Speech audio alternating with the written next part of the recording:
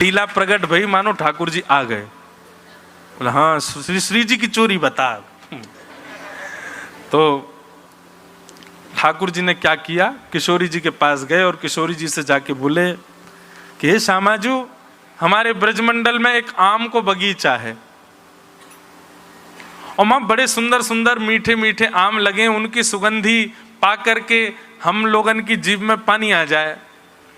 किशोरी जी बोली तो क्या करूं, खा लो जाके। बोले अनाय अकेले थोड़ी खाएंगे, आप चलो संग में, वह बगीचा में ही चले, कल की लीला वहीं करेंगे और वह कुंज में चढ़ चढ़ के पेड़न सो आम तोड़ तोड़ करके प्रेम से पाएंगे।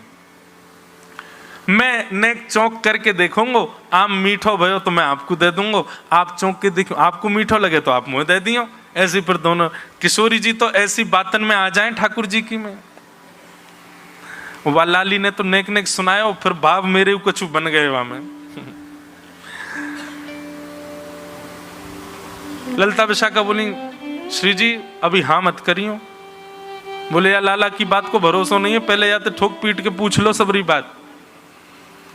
अरे लाला कौन को बगीचा, नाम बता। ठाकुर जी ने फलानो नाम बता दियो, वाह को बगीचा। अच्छा बातें अनुमति ले ली थे ना। बोला हाँ सब बात कर आया हूं मैं बातें, कल हम सब सखा आएंगे, बाने इतने आम तोड़वे की अनुमति दे रही है, 100 आम तोड़ के तुम लोग ले जा सको, सब सखा सखी और मैं और श्यामाजू। ललिता विशाखा बोली देख ले तेरी बात है गई है ना। बोले हाँ मैं बात करके आऊं, झूठ थोड़ी बोलूंगा। अरे मैं अपने लिए ऐसा कर सकूं कि बिन बताए कहीं तक कछु सामान ले लूं, श्री जी जाएंगी, इनकी तो मर्यादा को भाव रखना पड़े। और किशोरी जी बोली इतना कह रहे हैं तो चल देंगे। किशोरी जी आई, ठाकुर जी तो पहले तो ही भौं मटका रहे हैं अपनी, आ जाओ आज आनंद आवेगो। यहां सब सखी आई हैं, सब सखा खड़े हैं, ठाकुर जी और किशोरी जी मुखिया बन के एक दूसरे के सामने खड़े हैं। ऐसा सुंदर आम को बगीचा चारों ओर लगो है। आहा अब होड़ भाई, होड़ तो सब जगह ही, कल हिंडोला में होड़ है रही, कौन बैठे को पहले, अब यहां पे भी होड़ है लगी, कौन चढ़ेगा पहले वृक्ष के ऊपर। ठाकुर जी के मैं चढ़ूंगा, किशोरी जी के मैं चढ़ूंगी, और सब सखी करी नहीं हमारी श्यामाजू चढ़ेंगी। अरे निमंत्रण मिलो है तो निमंत्रण के कारण हम लोग अतिथि हैं, अतिथि को पहले अधिकार दो। सब बातन की बात सखा सकीन में सब में नेक होड़ हैन लगी। इतने में ही भाई दोनों चढ़ो, जो पहले ऊपर पहुंच जाएगा वही आम खाएगा। एक तरफ से किशोरी जी चढ़ी, दूसरी तरफ से श्याम सुंदर चढ़े ऊपर। लेकिन ठाकुर जी तो चढ़ गए, ठाकुर जी तो चढ़ रहे हैं, छटपट चढ़ते जा रहे हैं, लेकिन किशोरी जी को ऐसा घेरावदार लहंगा, वो कभी कहीं पे अटक जाए, कभी कहीं फंस जाए। किशोरी जी बोली या में बड़ो असंभव है चढ़ना। सोई किशोरी जी गई, एक कुंज में गई और जाकर के अपना नवीन श्रृंगार करके आई।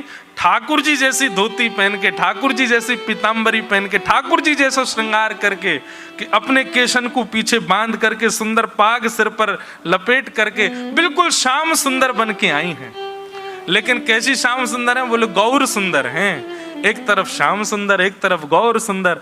किशोरी जी बोले नीचे उतर के आओ, अब चढ़ेंगे दोनों संग में।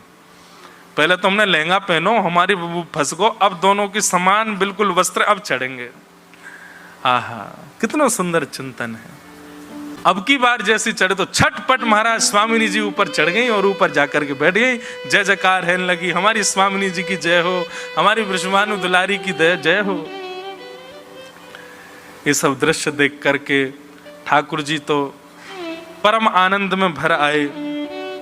और लाली को चिंतन तो ऐसा हो कि फिर ठाकुर जी मान करके बैठ गए, तो किशोरी जी उनको मना रही हैं और फिर दोनों श्याम सुंदर और किशोरी जी गले में गलवैया। मैंने की लाली तेने जा भावते ये चिंतन कियो, वो पूर्ण तो भयो ही नहीं। बोले कहा चोरी को इल्जाम किशोरी जी पे तो लगो ही नहीं अभी तक।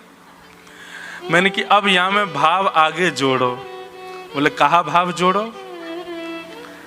किशोरी जी जैसी आम चौंके तो जैसे मीठो लगे तो मीठो लेके श्याम सुंदर लो पाके देखो कितना सुंदर। तो किशोरी जी को उच्छिष्ट श्याम सुंदर पा रहे हैं और श्याम सुंदर को उच्छिष्ट किशोरी जी पा रही हैं। लेकिन धीरे धीरे ठाकुर जी को आम में मन नहीं लग रहा है। बोल आज तो योजना कछु और है। किशोरी जी के जो जो आम है उनको लेके समीप में धरते जा रहे हैं, या मधुमंगल श्रीदामा को देते जा रहे हैं, इनको धर तो रहे। अरे किशोरी जी की प्रसादी एकांत में बैठ खाऊंगा, पहले काम तो पूरा कर लूं, जाके काजे आया हूं। इतने में ठाकुर जी ने मधुमंगल को इशारा कर दिया, बोले जा बगीचा के मालिक को बता दे चोर आ गए वाके बगीचा में।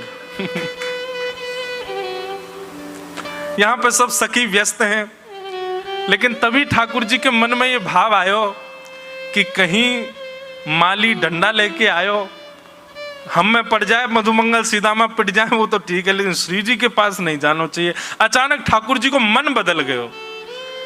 ठाकुर जी ने कही एक काम करें, श्री जी को लेकर के मैं कोई दूसरी कुंज में चलो जाऊं, और वो माली आवेगा डंडानते, ये सबरी सखी मेरे पीछे पड़ी रही, ललता विशाखा जी सबरी पिटेंगी यहाँ पे। और इतने में ठाकुर जी ने किशोरी जी से कही, हे श्यामाजू, वो सामने को वृक्ष बड़ो पुराना लग रहा है, ऐसा लगे वाकई फल ज्यादा मीठे होंगे, आओ मैं और आप वृक्ष पर चलें। और ये सब सखी, हाँ री तुम सबरी यहीं लगी नहीं हो, बढ़िया प्रेम से फलन को पइयो, हाँ अरे ए मधुमंगल श्रीदामा तनसुका तुम सुरक्षा करो इनकी। ठाकुर जी तो श्री जी को लेकर के एकांत कुंज में चले गए, और वहां परस्पर दोनों प्रिया प्रियतम आम चौंक रहे हैं, प्रेम से पा रहे हैं। इतने में ही मधुमंगल लेके आ गो माली को, माने कि देख कितने सारे चोर लगे तेरे वहां में, और लेके महाराज डंडा भागो, तनसुका मनसुका सबरे भाग रहे हैं, ललता विशाखा कूद कूद करके दौड़ रही हैं, हे श्यामाजू कहाँ हो, हे श्यामाजू कहाँ हो। किशोरी जी को जैसी पता चली, श्याम सुंदर जी कैसी लीला करी आपने? बोले हे किशोरी जी, मेरी सर्वी सबरी लीलान में आप मेरे संग ही, एक चोरी लीला में संग नहीं तो आज वाक्य भी पूर्ण होती है कि अब चोरी में भी आप संग हो। अब आप रसिक बिहारी, रास बिहारी सबके संग तो रही हो, अब चोर बिहारी के संग और रह रही हो। अब श्यामाजू पूर्णता वही है।